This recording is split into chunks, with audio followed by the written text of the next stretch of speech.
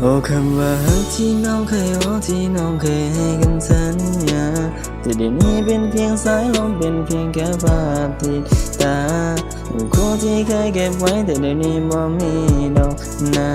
เงินทองที่น้องเคยฝันไอ้คงบ่มีปัญญาหามาไอ้บ่มีรถใหญ่ไอ้มีแต่รถยามาฐานะไอ้มันจนไอ้บ่มีเงินให้น้องหรอกนะไอ้บ่เคยไปเมืองกรุงไอ้อยู่แต่ทุ่งไร่ทุ่งนาฐานะเรามันต่างกันไอ้คงบ่มีวาสนาโอ้คำว่าฮักที่น้องเคยโอ้ที่น้องเคยให้กันสัญญาแต่เดี๋ยวนี้เป็นเพียงสายลมเป็นเพียงแค่ภาพติดตาคู่ที่เคยเก็บไว้แต่เดี๋ยวนี้บ่มีดอกนะเงินทองที่น้องเคยฝันไอ้คงบ่มีปัญญาหามาไอ้บ่มีรถใหญ่ไอ้มีแต่รถยามาฐานะไอ้มันจนไอ้บ่มีเงินให้น้องหรอกนะไอ้บ่เคยไปเมืองกรุงไอ้อยู่แต่ทุ่งไร่ทุ่งนาฐานะเรามันต่างกันไอ้คงบ่มีวาส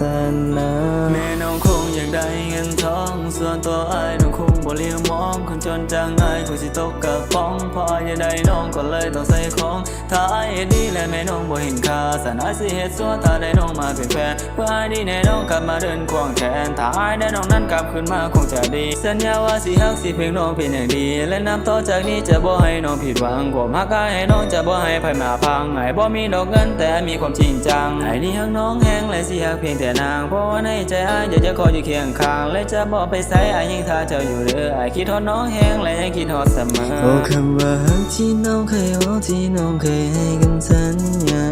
แต่เดี๋ยวนี้เป็นเพียงสายลมเป็นเพียงแค่ภาพติดตาคู่ที่เคยเก็บไว้แต่เดี๋ยวนี้บ่มีดอกนะเงินทองที่น้องเคยฝันไอ้คงบ่มีปัญญาหามาไอ้บ่มีรถใหญ่ไอ้มีแต่รถยามาฐานะไอ้มันจนไอ้บ่มีเงินให้น้องดอกนะไอ้บ่เคยไปเมืองกรุงไอ้อยู่แต่ทุ่งไร่ทุ่งนาฐานะเรามันต่างกันไอ้คงบ่มีวาสนาโอ้คำว่าฮักที่น้องเคยโอ้ที่น้องเคยให้กันสัญญาแต่เดี๋ยวนี้เป็นเพียงสายลมเป็นเพียงแค่ภาพติดตาคู่ที่เคยเก็บไว้แต่เดี๋ยวนี้บ่มีดอกนะเงินทองที่น้องเคยฝันไอ้คงบ่มีปัญญาหามา